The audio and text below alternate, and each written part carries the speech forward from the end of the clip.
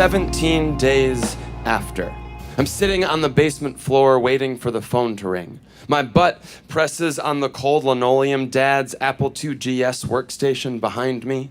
Reservoir Dogs plays on the VHS for the 100th time, but I'm half watching. Upstairs, my parents' party sounds the muffled notes of clinking glasses and laughter. The door opens and my mom's footsteps clomp down the stairs. I thought you were getting together with Kurt and Ryan and Johnny, she says. Have they not called yet? It's Saturday night.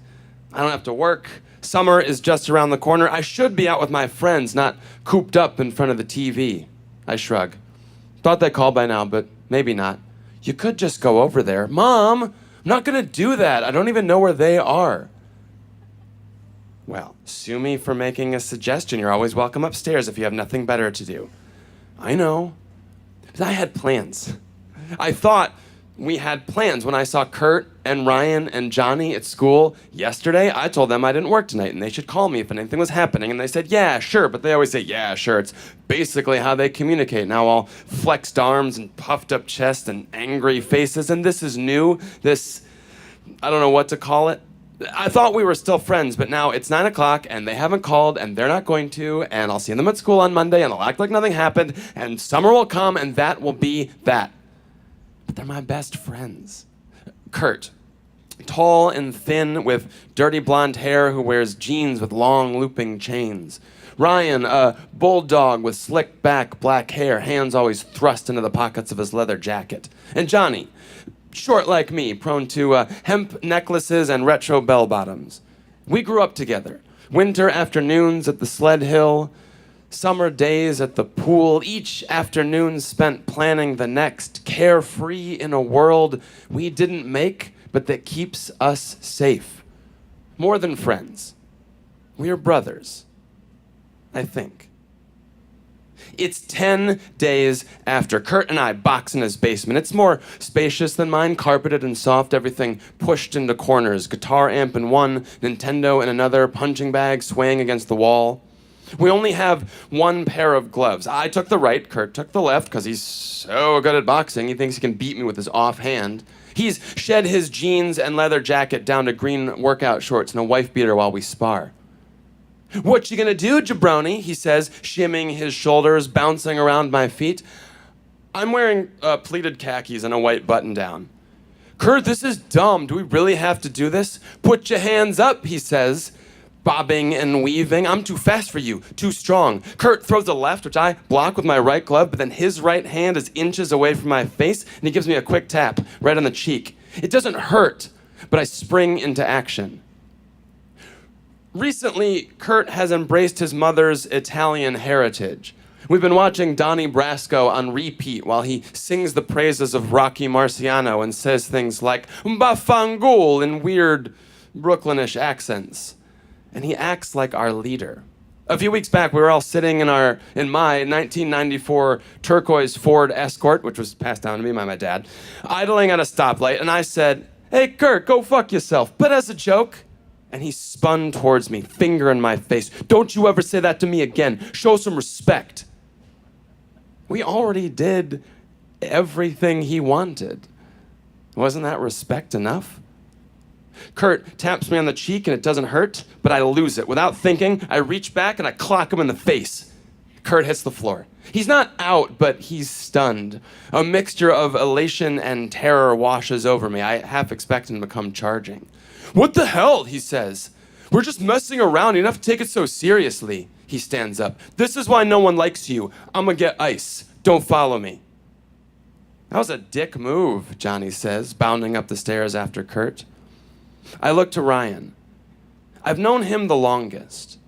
As children, we went everywhere together, to the neighbor's pond to look for frogs, the Maryland coast with my family, the Alabama Gulf Shores with his. Just last year, we smoked our first cigarettes together in the jungle gym by his house, stubbing them out on the gravel when children came to play. But recently, he's bulked up, lifting weights at the local gym, no longer the floppy, boisterous kid I knew. I want him to make a joke, take the piss out of me like old times. But he won't meet my eyes. He trudges up the stairs to be with our friends. It's 3 days after. I wake in the middle of the night in Johnny's bedroom. Now, Johnny never sleeps over at anyone's house. We'll all be hanging out, intent on passing out after marathon movie sessions, and around midnight or 2 a.m., he'll get in his car and drive home. Even sleeping at his house is weird. Kurt and Ryan and I in sleeping bags around his wood-framed bed, like sentries protecting their king. And it's never all the way dark in Johnny's bedroom, incense burning, lava lamps lit.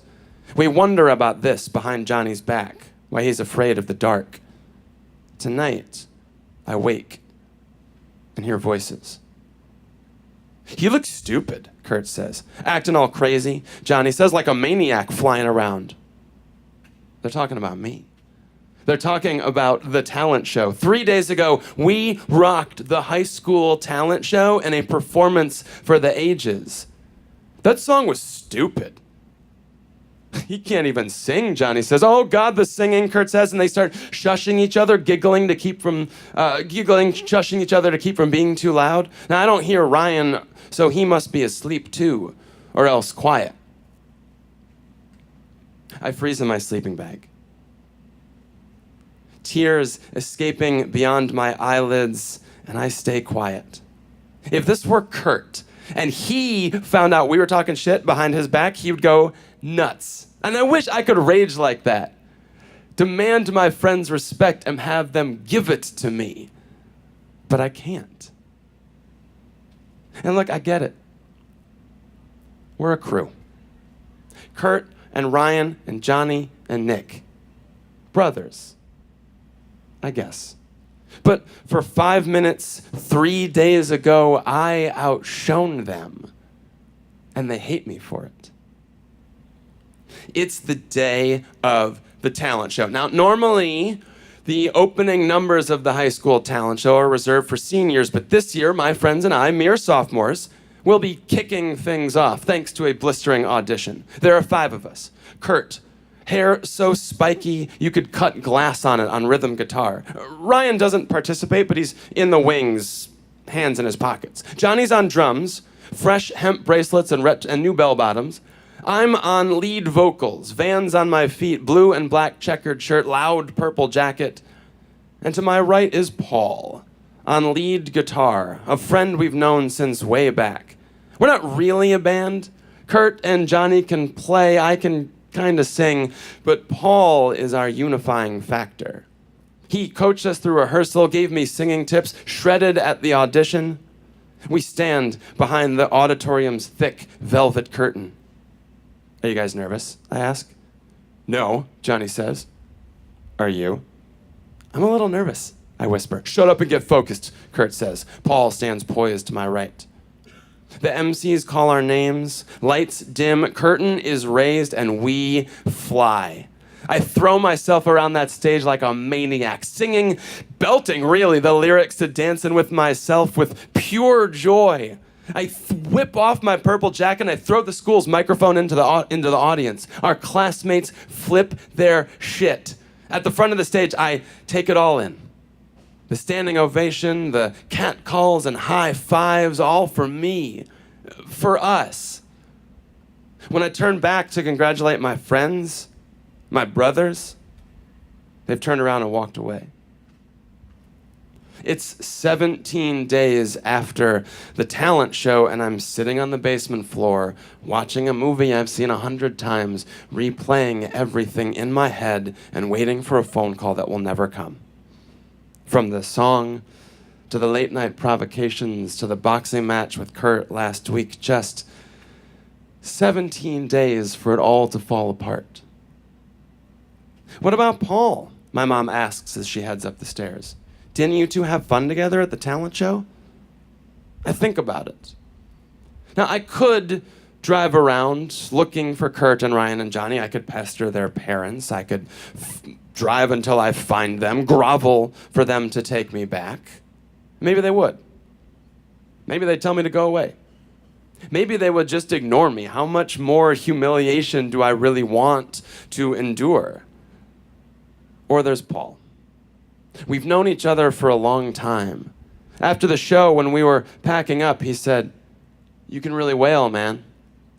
I smiled. Because whether or not that's true, I was grateful that the coolest kid in school who knew more about music than I ever will thought I'd done a good job.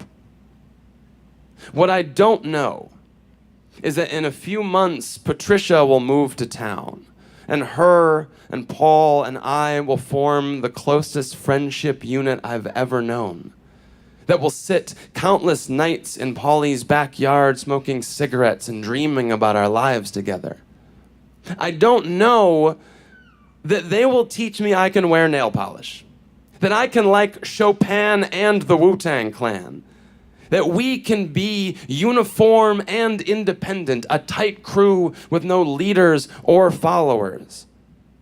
I don't know that Patricia and Paul will get engaged, that Paul won't live to see 25, that they will both be responsible for more joy and heartbreak than those boys I once called brothers.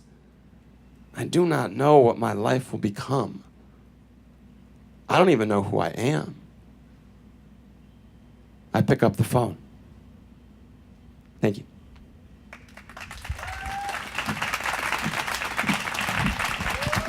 Keep it going for Nick.